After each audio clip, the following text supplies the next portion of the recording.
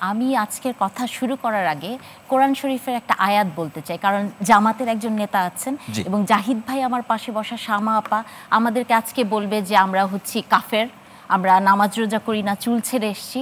এজন্য আমি একটা কোরআন শরীফের আয়াত দিয়ে আজকে আমার কথা শুরু করতে চাই।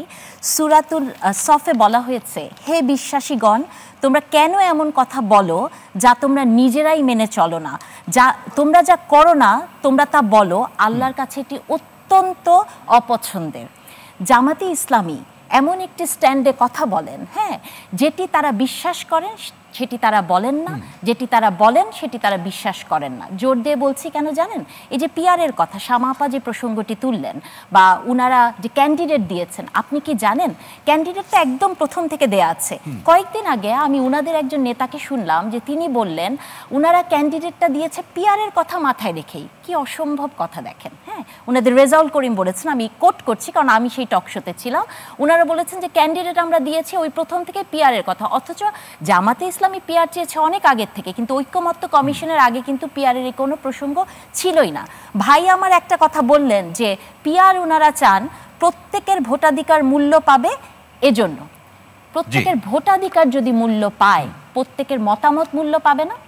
আমরা যদি আজকে জামাতের এগেইনস্টে কোনো একটা কথা বলি, ধরুন সেটা জামাতের এগেইনস্টেও নয়, আমি মনে করছি, এবং সেটা যদি কোনো না কোনোভাবে বিএনপির দিকে চলে যায়, আপনার অবস্থা খুবই খারাপ।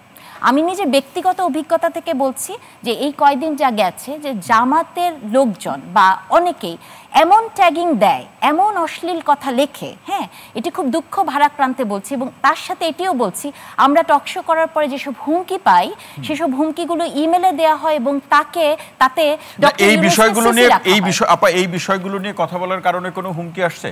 অফকোর্স এসছে। এই যে পিয়ার পদ্ধতিতে আপনি শুধু খালি দেখবেন আজকে নিচে কি লেখে, বিএনপির দালাল, এবং এত অশ্লীল কথা নারীদেরকে নিয়ে লেখা হয় যেটা আমরা মুখে বলতে পারি না। এবং প্রত্যেকটা প্রফেশনের একটা জায়গা আছে, আমরা শিক্ষকতা করি, সেই জায়গা থেকে যেসব অশ্লীল কথা লেখা হয় সেটা মুখে আনার মতো না। তো আমি আপনার প্রশ্নের প্রসঙ্গে একটু বলতে চাই যে আপনি বলেছেন যে 5টা ইস্যুতে তারা নামছেন, 5টা ইস্যু আপনারা দেখেছেন তাই না?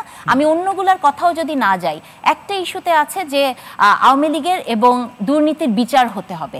আপনি আমাকে বলুন তো, একজন বিশ্ববিদ্যালয়ের শিক্ষক হিসেবে আপনি কি সেই বিচার চান বাংলাদেশে, যেটা একটি প্রহসনের বিচার হবে?